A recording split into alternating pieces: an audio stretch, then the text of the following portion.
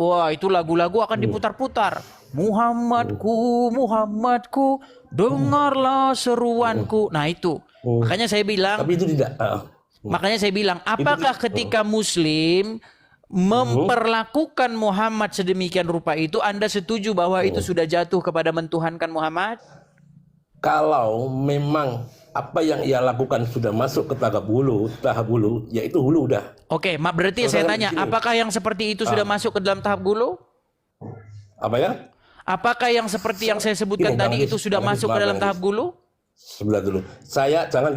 Jangan kalau ketidaktahuan saya, karena ketidaktahuan saya Bang Edis mengejudge, oh ini orang Islam nih, kalau masalah seperti ini nanti konsep ini nggak tahu nih. Oh orang Islam kalau sudah ditanya seperti ini jangan seperti itu. Saya kalau tidak tahu saya bicara tidak tahu. Makanya saya hal yang saya tidak tahu saya tidak berani bicara. Iya, makanya itu. Poin kita jadi tidak ada Bang. Gini, maksud saya begini. Kan tadi sudah poinnya ada. Yang saya tanyakan perspektif Bang Edis ini membuat judul Stop Menuhankan Muhammad itu saya ingin tahu perspektif cara menuhankan Tuhan yang dianut Bang Edis itu seperti apa saya ingin tahu. Baik. Jadi di dalam Al-Qur'an ada satu ayat di dalam surat dua ayat ya. Di dalam surat At-Taubah ayat 31. Di mana di situ dikatakan bahwa ada orang-orang yang menuhankan alim ulamanya. Silakan Abang cek ya di dalam At-Taubah 31. Mereka menjadikan rahib-rahibnya dan alim ulamanya sebagai Tuhan. Nah, lalu Muhammad menjelaskan bagaimana maksudnya menjadikan alim ulamanya sebagai Tuhan. Caranya adalah mereka berbuat berlebih-lebihan kepada alim ulamanya itu. Bahkan jika alim ulamanya itu menghalalkan yang haram diikuti. Ataupun mengharamkan yang halal diikuti. Yang demikian itulah menurut Muhammad cara mereka mempertuhan alim ulamanya. Nah, itu saya lihat dilakukan oleh orang Islam kepada Muhammad. Ini paham. Misalnya Allah mengharamkan darah, jangan kamu konsumsi darah. Ada ayatnya dalam Al-Qur'an, ada banyak ayatnya dalam Quran. Tetapi di dalam riwayat-riwayat darah Muhammad diminum. Berarti kalau menggunakan standar yang sama bahwa sahabatnya Muhammad itu mereka sudah menghalalkan yang diharamkan Allah. Darah kan haram. Lalu umat muslim zaman sekarang demi menuhankan Muhammad, demi membela Muhammad, mereka berkata, oh itu namanya khususnya. Tidak ada dalam Al-Quran darah orang tertentu boleh dikonsumsi, nggak ada. Ya kan? Itu yang pertama. Kemudian yang kedua, di dalam Al-Quran dikatakan di dalam surat Al-Ahzab, surat Al-Ahzab nomor yang ke-70 dikatakan, ya ayyuhallazina amanu, wahai orang-orang yang beriman, katakanlah perkataan yang benar. Disuruh mengucapkan perkataan yang benar. Tetapi Muhammad dalam sebuah hadis malah mengajari orang Islam boleh berdusta di dalam 3 perkara. Nah, makanya di sini saya melihat Muhammad telah menghalalkan yang diharamkan oleh Allah, dan umat muslim malah lebih menuruti Muhammad ketimbang menuruti Allah.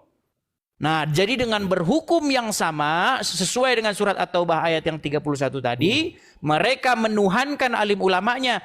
Karena sedemikian rupa umat muslim pun menuhankan Muhammad, karena sedemikian rupa melanggar apa yang ada di dalam Al-Quran, malah mengikuti Muhammad. Begitu. Itu dalam surat yang menuhankan para ulama itu Bang Edis tahu ceritanya, itu menceritakan siapa? Ya, di situ bercerita tentang orang-orang Yahudi dan orang-orang Nasrani. Udah cukup. Berarti di situ kan ini biar orang-orang biar tahu nih, yang mendengar ini biar tahu. Jadi tidak nanti perspektifnya lain gitu loh. Terus yang saya tanyakan tadi, perspektif dalam agama yang dianut Bang Edis itu menuhankan itu seperti apa? Menuhankan sama itu dengan yang Bang Edis. Sama seperti di dalam Al-Qur'an. Sama. Saya tanya perspektif Bang Edis. Bukan perspektif saya. Kita tidak boleh menggunakan perspektif yang pribadi karena nanti akan debat kusir. Kita harus menggunakan perspektifnya Al-Qur'an dan perspektifnya Bible. Dan saya katakan 2 buku ini mendefinisikan kata menuhankan itu dengan sama.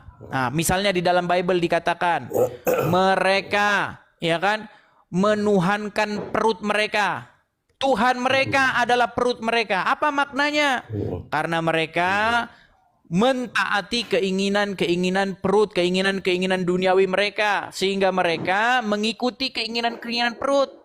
Nah, makanya mereka disebut menuhankan perut mereka. Seperti itu. Berarti maaf, saya potong ya Bang Edis. Silakan. Jadi perspektif yang dimaksud Bang Edis menuhankan ini tidak ada penjelasan secara mutlak. Bagaimana sih bisa dibilang seorang hamba ini cara menuhankan Tuhan itu seperti apa? Mungkin dari perspektif dari cara ibadahnya atau cara beribadahnya. Di sini Bang Edis tidak menjelaskan secara mutlak. Yang Bang Edis paparkan semua di sini itu istilahnya yang kias saja. Bukan kias, itu memang definisi menuhankan yang sesungguhnya. Karena gini, kalau saya di Islam jelas, di Islam jelas, tidak ada kata menuhankan Muhammad jelas. Allah sendiri ngomong bahwa saya ciptakan jin dan manusia untuk beribadah kepadaku. Ibadah ini salah satu wujud penuhanan, seorang hamba menuhankan Tuhannya. Oke, gitulah. kata dasarnya ibadah apa itu, Pak? Saya nggak bisa, saya kurang paham. Cuman saya makanya nggak mau. Boleh saya jelaskan? Saya nggak mau. Boleh. Baik. Ibadah itu kan bahasa Arab. Kemudian diserap oleh kita orang Indonesia menjadi bahasa Indonesia. Tapi sayang seribu sayang, banyak sekali orang tidak mengerti apa itu ibadah. Menurut orang awam, ibadah itu adalah sebuah kegiatan pergi ke masjid atau pergi ke gereja. Itu ibadah menurut orang awam. Tapi bukan itu definisi ibadah yang sesungguhnya. Ibadah itu kata dasarnya dari kata abdu, hamba, penghambaan diri. Jadi makna ibadah. Jelaskan penghambaan seperti apa? Jelaskan Bang Edis. Makanya saya jelaskan. Saya jelaskan. Makna ibadah adalah sebuah kegiatan menghambakan diri. Nah, ketika Anda menghambakan diri kepada perutmu, kamu mengingini keinginan-keinginan perut, itulah disebut di dalam Injil, kamu menjadikan perutmu sebagai Tuhanmu. Di dalam Al-Quran pun ada. Misalnya di dalam surat Al-Jathiyah nomor 23. Mereka menjadikan hawa nafsunya sebagai Tuhannya. Jadi orang yang menghambakan diri kepada hawa nafsunya dihukumi oleh Al-Quran sebagai orang-orang yang menuhankan hawa nafsu. Nah sekarang, apakah umat muslim menghambakan diri kepada Muhammad dengan cara mengikuti keinginan-keinginannya Muhammad? Jawabannya iya. Iya. Bahkan umat muslim tidak menghambakan diri kepada Allah, malah menghambakan diri kepada Muhammad. Dengan cara bagaimana? Allah di dalam Al-Quran berkata, jangan kamu konsumsi darah. Apakah umat muslim menghambakan diri terhadap perintah Allah itu dengan menurutinya? Tidak. Tidak semua. Ini, jangan, malah darahnya Muhammad kita diminum. Harus fair. Gini loh. Kita harus fair dalam memaparkan argumentasi Bang Edis. Bang Edis jangan istilahnya gini. Maaf, jangan tersinggung Bang Edis. Bang Edis istilahnya saya yakin Bang Edis kan paham. Maksud jangan Bang Edis ini orang yang nggak awam ini di cara Bang Edis berbicara itu membuat bingung orang awam. Bahwa yang minum darah, jangan Bang Edis pukul atas umat Islam semua seperti itu. Tidak semua Bang Edis. Baik, sekarang yang kedua, masalah berbohong. Ya. Menurut Al-Quran di dalam surat Al-Ahzab nomor 70. Janganlah, wahai orang-orang yang beriman, ucapkanlah atau perkatakanlah yang benar. Itu menurut Al-Quran. Nah, tapi menurut Muhammad, boleh orang Islam itu berdusta di dalam 3 perkara. Betul? Nah, sekarang kepada siapakah kepada perintah siapakah muslim menghambakan dirinya? Apakah kepada Allah? Apakah lebih taat kepada Allah apa kepada Muhammad? Oh, lebih taat kepada Muhammad. Makanya boleh berdusta. Bukan gitu gini. Ini Bang Edis ya, maaf ya. Kita istilah sharing ya. Jadi gini Bang Edis, saya jelaskan dulu ya. Makanya di sini saya ingin mengerti perspektif gimana sih Bang Edis ini, agama yang dianut Bang Edis itu cara menuhankan itu seperti apa? Ibadah yang seperti tadi Bang Edis omongkan, orang awam itu sholat ibadah itu ya itu termasuk salah satu dari banyaknya penghambaan, salah satunya mengibadahi. Ya, tapi kalau didefinisikan Ya. beribadah itu adalah pergi ke rumah tertentu, itu Iya. definisi yang salah. Makanya Ya, definisi maksudnya kan yang itu- benar, ibadah dari kata abdu, ya, ya'bud, ya'bud, menghambakan diri. Jadi ketika Anda melakukan apa yang diperintahkan kepadamu, ketika kamu menyerahkan ketaklukan, ketundukan, kepatuhan mutlak terhadap sesuatu, Ya. itu yang disebut ibadah. Contoh. Itu salah satunya itu, salah satunya ya betul. Ya, kalau bahasa sederhananya begini, menjadikan dia sebagai sesuatu yang mengendalikan atau memerintah hidupmu. Contoh, saya sebagai orang Kristen. Sebagai orang Kristen di dalam Bible, Bapa di sorga itu harus dijadikan satu-satunya pemerintah di dalam diri seseorang, yang memerintah diri seseorang. Nah, bagaimana caranya supaya Bapa di sorga itu memerintah? Bapa di sorga itu menyuruh, dengarkanlah sang anak. Karena Bapa di sorga nggak berkomunikasi dengan kita. Ya kan? Iya. Jadi Nah, Yesus, itu makanya. makanya dengan perantaraan firman-Nya, yaitu Yesus. Nah, makanya ketika Yesus memerintah di hati saya, sebenarnya saya sedang melakukan keinginan Bapa di sorga. Karena keinginan Bapa di sorga, Yesus memerintah di hati saya. Nah, kemudian sekarang kan Yesus sudah naik ke sorga. Bagaimana saya tidak ketemu dengan Yesus, saya tidak lihat Yesus. Nah, Yesus tidak meninggalkan kami orang Kristen sebagai yatim piatu, tetapi dia mengutus Roh Kudus, Roh Tuhan, supaya Roh Tuhan itu tinggal dan memerintah di hati seseorang. Nah,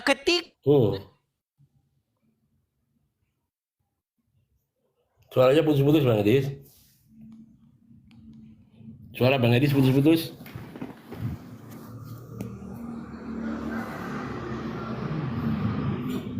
Halo, suara Bang Edis putus. Suara Bang Edis putus. Oh, nggak ada suara. Iya. Jadi maka sebenarnya Ya, ketika kami mengikuti atau menjadikan Roh Kudus itu yang memerintah di hati kami, sesungguhnya kami sedang melakukan keinginan Bapa di sorga, seperti itu. Itu yang dimaksud menuhankan. Ya, Jadi sesungguhnya itu betul. menuhankan Roh Kudus atau menuhankan Yesus itu di detik yang sama sebenarnya menuhankan Bapa pula, seperti itu. Nah, sama seperti umat Ya, Muslim. Konteksnya Makanya saya rasa sama. Mana? Konteksnya itu sebenarnya sama Bang Edis. Iya, cuman Istilahnya masalahnya gini, kalian kan tidak mengaku menuhankan Muhammad kan gitu. Karena di dalam pikiran orang-orang Muslim menuhankan itu adalah kegiatan seperti ini. Ini kegiatan itu salah menuhankan. Itu salah satu dari berapa Iya, tapi puluh atau berapa masyarakat sekarang. awam, Bang, masyarakat awam mengerti definisi menuhankan itu adalah kegiatan seperti ini. Inilah yang dimaksud Oke. kegiatan menuhankan di dalam benak orang-orang Islam yang awam, yang nggak tahu apa-apa. Iya betul. Gitu makanya saya di sini mau menjelaskan lah bahwa dalam agama Islam ini tidak ada kata tidak boleh menuhankan Rasulullah. Itu sudah jelas banyak apa namanya bukti-bukti dalam Al-Quran itu sudah banyak. Itu salah satunya seperti itu dalam masalah peribadatan. Justru di dalam Al-Quran Anda itu disuruhkan untuk mengikuti Muhammad. Tapi sayangnya Ya. Muhammad yang mana? Karena Muhammad diceritakan yang di dalam Al-Quran dengan Muhammad yang dalam hadis nggak sama.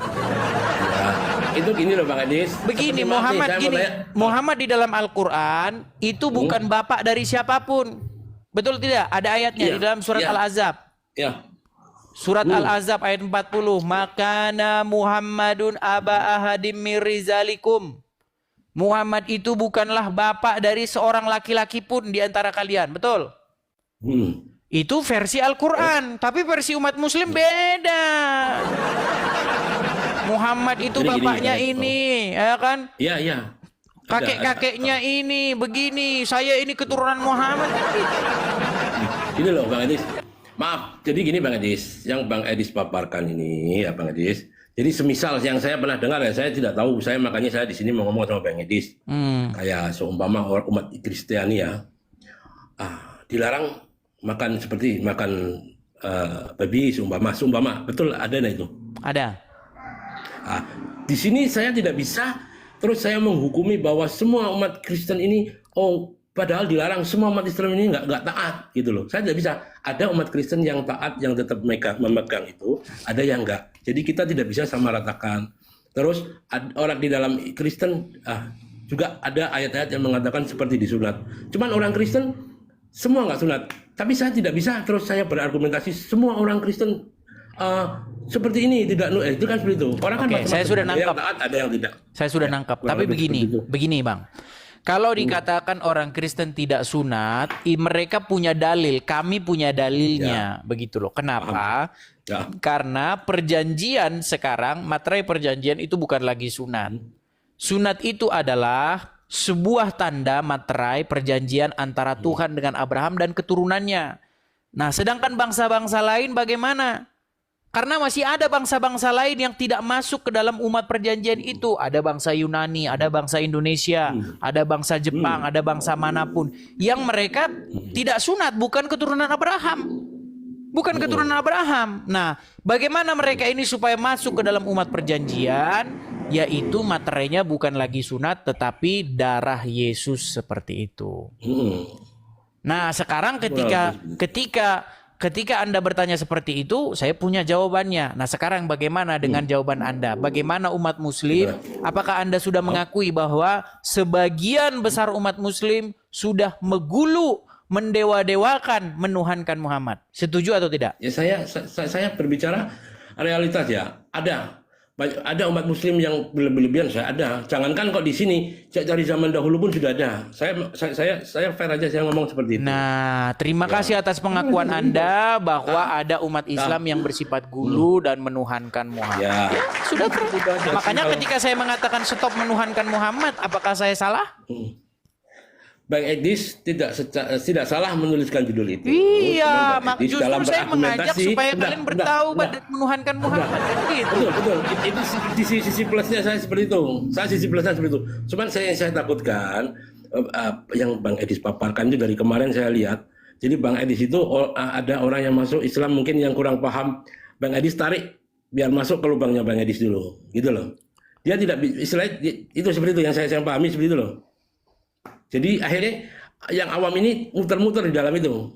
Padahal sudah jelas dalam Islam itu semua konsepnya sudah jelas. Ya, makanya oke, jadi terima kasih Bang ya. Makasih Kak Peto, makasih Bang. Jadi terima kasih atas pengakuan Anda bahwa banyak umat Muslim sudah bersifat gulu, menuhankan Muhammad, berlebih-lebihan terhadap Muhammad, dan Anda setuju supaya mereka saya ajak untuk stop menuhankan Muhammad. Setuju ya?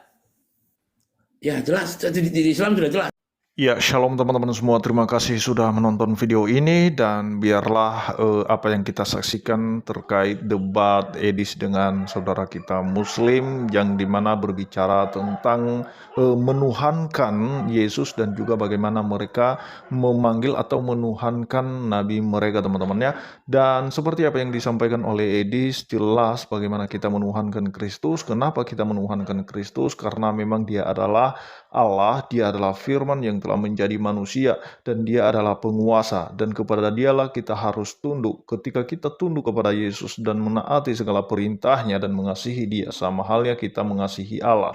Karena dia adalah perantara yang memperbaiki hubungan manusia yang sejak semula telah rusak karena Adam dan Hawa itu jatuh ke dalam godaan iblis dan disitulah putus hubungan antara Allah dengan manusia sehingga dinubuatkanlah manusia atau Adam yang kedua teman-teman yang lahir dari keturunan perempuan. Dan jelas seperti apa yang disampaikan oleh Kristus Yesus bahwa kepada aku diberikan segala kuasa baik di surga maupun di bumi. Itu sudah jelas kenapa orang Kristen itu menuhankan Yesus Kristus karena dia memang adalah Tuhan, karena dia adalah firman yang dimana pada mulanya adalah firman dan firman itu bersama-sama dengan Allah dan firman itu adalah Allah sendiri dan firman yang adalah Allah itu telah menjadi manusia dan diam di antara kita. Itu saja yang perlu saya sampaikan kepada kita semua dan biarlah kiranya itu memberkati kita. Terima kasih, Tuhan Yesus memberkati kita semua. Shalom.